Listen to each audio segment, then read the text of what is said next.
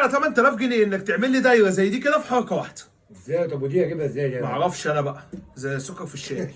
ازاي؟ تعمل لي دايره زي دي في حركه واحده، جايب لك رزمه ورق. ورق؟ اه هتعمل لي دايره، بص هتعمل دايره زي دي كده برقم واحد اللي فيها ده في حركه واحده. مره واحده كده؟ مره واحده كده، دي مش هتتشال من عندي، دي هتتشال يبقى انت مخلصها. يعني ما ينفعش اعمل كده واعمل كده؟ لا الاوبشن ده مش موجود. والله؟ اه والله العظيم، هي زي كده اهو. ماشي. تمام؟ نجرب. تعمل واحد جوه خمسه في حركه واحده. طلع ورقه كده زي؟ حاضر، احلى ورقه لاحلى حاج. جيب لك رزمه بحالها اهي. احلى ورقه، احلى ورقه.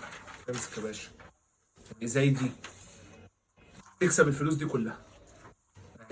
فلوس اهي، فلوس اهي، فلوس اهي، خليهم كده بس. فلوس. خلاص طيب اهو، ما تسيبهم يا اهو. عم خليهم جنبي انا يا عم. جنبك ولا جنبي يا ابويا، المهم انك مش هتعرف تعملها اصلا.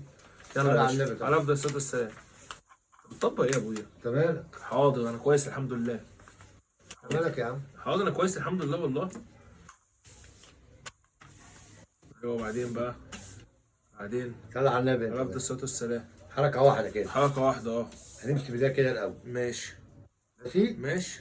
وبعدين ونعمل كده. ايوه نعمل كده. ايوه نعمل كده. ايوه. اهي حركه واحده اهي. اهي قدامك حركه واحده اهي.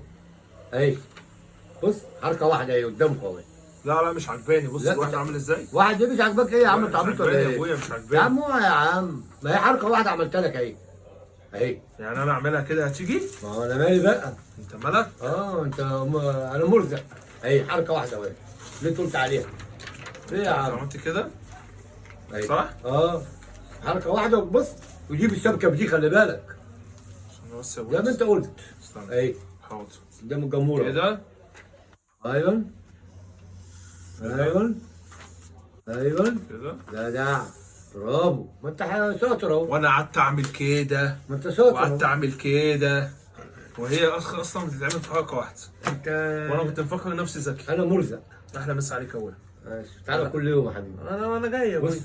بص انا جبت لك ازاي. جاي لك في تحدي تاني يا ابويا. بص اهي خلاص والله ما هسيبك. ديك بالشبكه بدي احلى مسا عليك يا ابويا. كده. احلى مسا عليك. عايز القلم ولا تخليه معايا؟ خليه بقى معاك يا ابويا، تكتب بواقع مقارنه، تكتب باي حاجه.